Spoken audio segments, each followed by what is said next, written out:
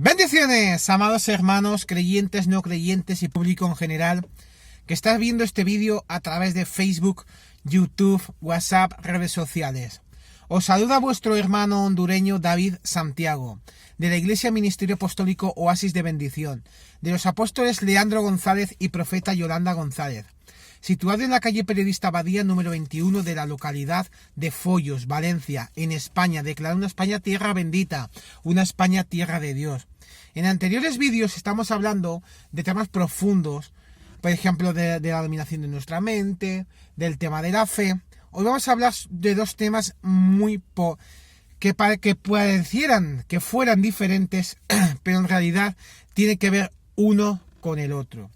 Vamos a hablar del tema de una pregunta que a lo mejor nos hemos hecho todo el mundo. ¿Por qué debemos meditar en la palabra de Dios? Y el segundo título es La piedad es compasión. Vamos a entrarnos ya en el primero. ¿Por qué debemos meditar en la palabra de Dios? Si queremos ser creyentes maduros y productivos, debemos hacer de la meditación un hábito permanente. Pero la meditación descrita en la Biblia es muy diferente de otras formas que requieren el vaciamiento de nuestra mente. Al contrario, la meditación bíblica implica llenar la mente con la palabra de Dios y reflexionar sobre sus verdades. Vamos a leer Josué capítulo 1, versículos 6 al 8, para aprender más acerca de la meditación piadosa. La palabra de Dios la leemos en el nombre del Padre, del Hijo y del Espíritu Santo. Dice la palabra: esfuérzate y sé valiente, porque tú repartirás a este pueblo por heredad la tierra de la cual juré a sus padres que la daría a ellos.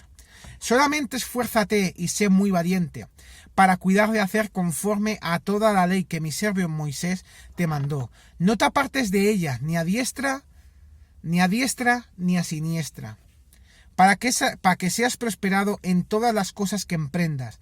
Nunca se apartará de tu boca este libro de la ley, sino que de día y de noche meditarás en él, para que guardes y hagas conforme a todo lo que en él está escrito.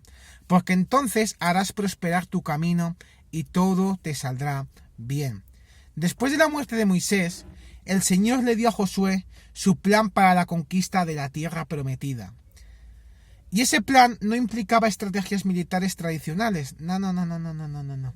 Dios le dijo a Josué que se concentrara únicamente en la ley de Moisés, los primeros 5 libros de nuestra Biblia, que son Génesis, Éxodo, Levítico, Números y Deuteronomio, que son el Pentateuco. El éxito de la conquista vendría como resultado de la promesa de Dios, de su presencia poderosa y de la cuidadosa obediencia de Josué a todo lo que estaba escrito en los textos sagrados. Un aspecto esencial de su obediencia era la meditación en la palabra de Dios. Esta tenía que llenar siempre su mente, determinar sus palabras y guiar sus acciones. Pero ¿por qué necesitamos meditar en la palabra de Dios hoy? Si pensamos, pues Josué meditó en la palabra, nosotros ya somos salvos. Al igual que Josué, mantener nuestra mente llena de la palabra de Dios nos ayuda a recordar las ordenanzas de Dios para que hagamos el esfuerzo de obedecerlo. Es la protección que tenemos para no caer en el pecado. Eso lo dice en el Salmo 119, versículo 11. Y es el medio para entender los caminos de Dios. Eso lo dice en el mismo Salmo 119, pero en el versículo 15. Cuando meditamos constantemente en las Sagradas Escrituras, nuestro conocimiento del Señor y el amor que sentimos por Él crecen, de manera que nos volvemos cada vez más parecidos a Cristo. Así es, debemos meditar en la palabra de Dios siempre para llenarnos de su conocimiento, de su sabiduría, de su palabra. Pero, ¿qué es la meditación en sí? Nos preguntamos, Sí, meditar, pero ¿qué es meditar? ¿Qué es la meditación?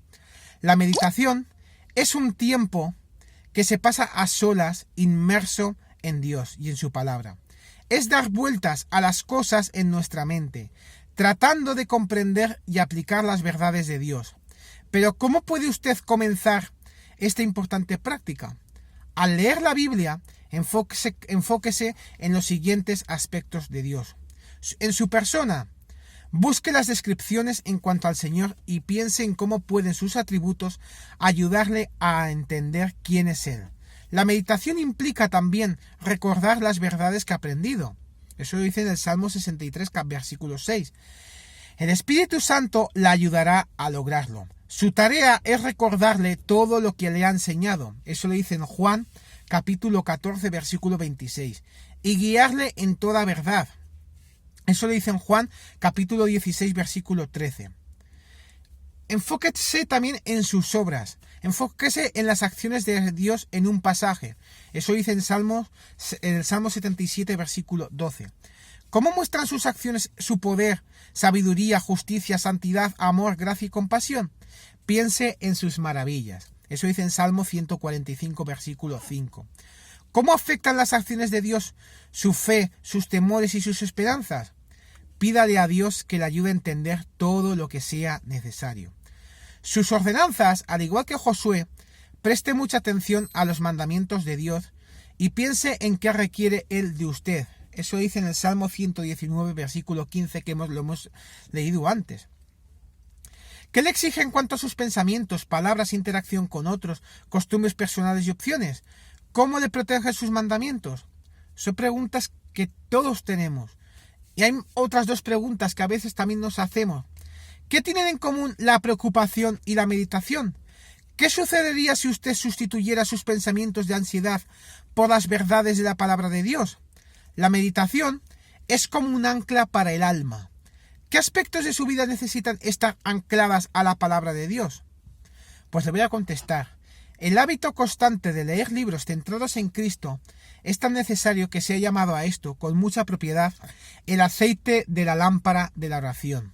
Sin embargo, demasiada lectura y poca meditación pueden producir el efecto de una lámpara volcada que se apaga por el exceso de ese aceite, cuya propiedad es alimentarla. Los 5 primeros libros del Antiguo Testamento se conocen como el Pentateuco, que viene del término griego pentateuchos, que significa los 5 quintos de la ley. También se conoce como Torá, una palabra hebrea que significa dirección, ordenanza o ley. Para terminar este primer tema, vamos a leer en Josué capítulo 1, versículo 8, sale la palabra hebrea agak, que traducimos comúnmente como meditar, que significa gemir, gruñir, proferir, hablar o cavilar. En esencia, debemos monologar o hablarnos en voz alta a nosotros mismos al procurar entender la palabra de Dios. Este término también puede encontrarse en otros 24 pasajes del Antiguo Testamento. Entre ellos están el Salmo 1.2, Salmo 63, versículo 6, Salmo 77, versículo 12 y el Salmo 143, versículo 5. Con esto, hermanos, quiero decir que vamos a meditar siempre en la palabra de Dios, pero no leamos también la Biblia, sino comprendámosla y meditemos y oremos al Señor nuestro Dios. Con este primer tema quiero decir que vamos a hacer siempre meditación de su palabra, porque esa meditación, que digamos que es como una oración entre tú y el Padre que está en los cielos, te ayudará muchísimo a conseguir tus objetivos, a conseguir tus promesas en el nombre de Jesús. Vamos ahora a entrar al segundo tema, que es el tema de la piedad. Y lo he titulado este tema, que la piedad es compasión. Y algunos me preguntarán, pero si siempre en un vídeo haces un tema, ¿por qué en este vídeo haces dos? Pues muy sencillo, hermanos, porque son temas que tienen que ver mucho el uno con el otro, tienen, digamos, muchas similitudes. Y he querido meter dos temas en un mismo vídeo, porque son temas que a lo mejor es un tema que es muy cortito y vamos a hacer dos temas en uno. Hemos leído siempre mucho al respecto de la piedad, como también de la compasión y la verdad. Es que quedamos un poco enredados y confundidos, porque muchos libros confunden la piedad con la lástima, o la compasión con la lástima, y casi nadie relaciona a la piedad con la compasión. Pero nosotros vimos al estudiar la etimología de la piedad que la piedad es compasión. Vemos el porqué, y hay dos razones. La primera razón que encontramos es que el diccionario secular define la piedad como compasión. Y la segunda razón es que también una de las palabras hebreas para identificar a la piedad, la cual analizamos en la lección anterior, es la palabra rahamim, que significa compasión en acción. La palabra compasión, vamos a hacer una definición, viene del latín compasio. Sus componentes léxicos son el prefijo con, que significa convergencia, reunión. La palabra también patior, que significa padecer, sufrir, se relaciona con el sufrimiento interior de la persona, más el sufijo zion, que es acción y efecto. Si unimos estos tres términos, tenemos la definición de lo que es la palabra compasión. Significa sentimiento de tristeza que se siente al ver el padecer de otro. Algunos le han atribuido un doble significado. Por un lado podría traducirse como sufrir juntos y por otro lidiar con emociones. La compasión es la manera con que participamos del sufrimiento del otro. Ahora vamos a ver el concepto de lástima, para establecer una diferencia entre compasión y lástima. La compasión no es lástima. La definición de lástima, el vocablo lástima procede del latín lastimar, que a su vez se relaciona con la palabra del latín vulgar blastemar, que vendría a significar algo así como observar a quien padece. Es un sentimiento de pena o dolor que se siente por alguien que ha sufrido un mal o dolor. No implica ningún tipo de acción o de deseo de aliviar ese dolor. Pero, ¿cuál es la principal diferencia entre lástima y compasión? Si hemos leído bien el origen y la definición de ambos términos, nos hemos dado cuenta de algo que nos parece realmente significativo y que creemos que es clave para entender la diferencia entre ambos vocablos, y esta diferencia es, por tanto, se trata de un sentimiento activo. ¿Qué significa esto? Pues que la persona que practica la compasión hace todo lo posible para eliminar o mitigar el sufrimiento del otro. La lástima implica pasividad. La persona que siente lástima manifiesta un sentimiento pasivo, o lo que es lo mismo, expresa tristeza pero ausente de acción, aunque esté viendo a alguien sufrir por alguna razón. Por ejemplo, hace pocos días estábamos hablando con personas cercanas sobre la labor social que hacen algunos en África y sobre la satisfacción que daba el poder ayudar un poco a mitigar el hambre y la enfermedad de los niños. Varias personas que te han podido decir comenzaron a contar que en su país, en su iglesia, también realizaban un tipo de ayuda social semejante a esta, y que repartían comida a los niños pobres, a los manganticos y todo eso. Pero agregó que a ella ni se ocurría el ir a ayudar a repartir los alimentos, porque le daba lástima ver a los niños muertos de hambre, repitiendo una y otra vez un plato de comida. Pues si quieres que te diga la verdad, me entristeció, porque vimos en ella varias personas egoístas, desprovistas de toda compasión. La lástima no es compasión. Así es, en este caso hay personas que le daba vergüenza, que le daba lástima el ver que unos niños estaban muriendo de hambre, pero no actuaban. Eso es la principal diferencia entre lástima y compasión. Lástima es tener lástima por algo que estamos viendo. Compasión es que estamos viendo, tenemos lástima de algo, pero nos ponemos en acción para ayudarle. Al ser la lástima un sentimiento pasivo, se ha tenido como un sentimiento malo. Y en las relaciones de amor-odio, a quien prefiere el odio a la lástima por asociarla a la indiferencia. Hoy vamos a recordar a un famoso cantante latino que se llamaba Julio Jaramillo, quien cantaba: «Ódiame por piedad, yo te lo pido. Ódiame sin medida ni clemencia. Odio quiero más que indiferencia, porque el rencor quiere menos que el olvido». Un pastor amigo decía: «Yo prefiero provocar envidia que dar lástima».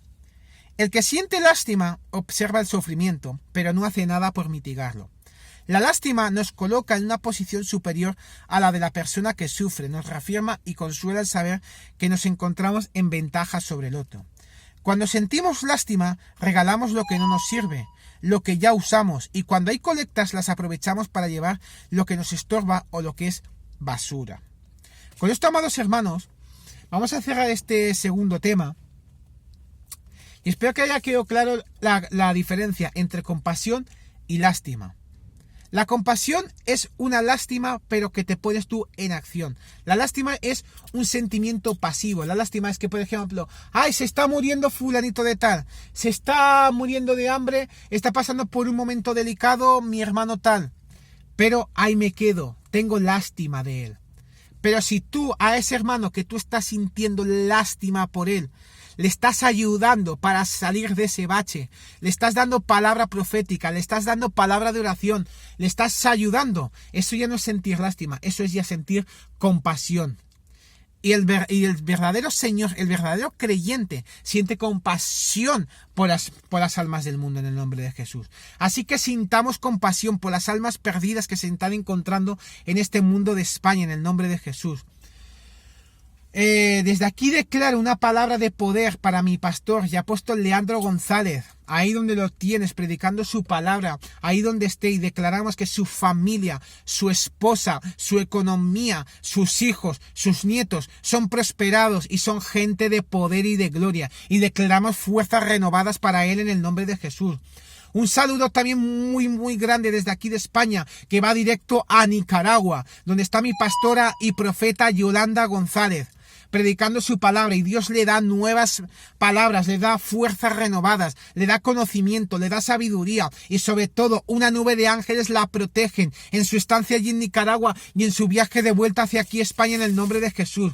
Y declaramos también una palabra de poder para Honduras, esa tierra bendita, esa tierra de Dios, mi segunda patria, y en el nombre poderoso de Jesús declaramos que esos políticos, esos civiles, esos militares que están maldiciendo la tierra de Honduras, nosotros ya declaramos un soplido de vida, un soplo de poder, y mandamos una nube de ángeles protegiendo a la tierra de Honduras. Esa tierra de Honduras sale fortalecida porque sus habitantes son benditos, esa gente son bendita en el nombre de Jesús, y declaramos que va a ser una tierra bendita, una tierra de Dios en el nombre de Jesús. Os saluda vuestro hermano hondureño David Santiago, del Ministerio Apostólico Oasis de Bendición, de los apóstoles Leandro González y profeta Yolanda González, situado en la calle Periodista número 21 de la localidad de Follos, Valencia, en España, declarando una España tierra bendita, una España tierra de Dios, una España tierra de Dios en el nombre de Jesús, y declaramos una España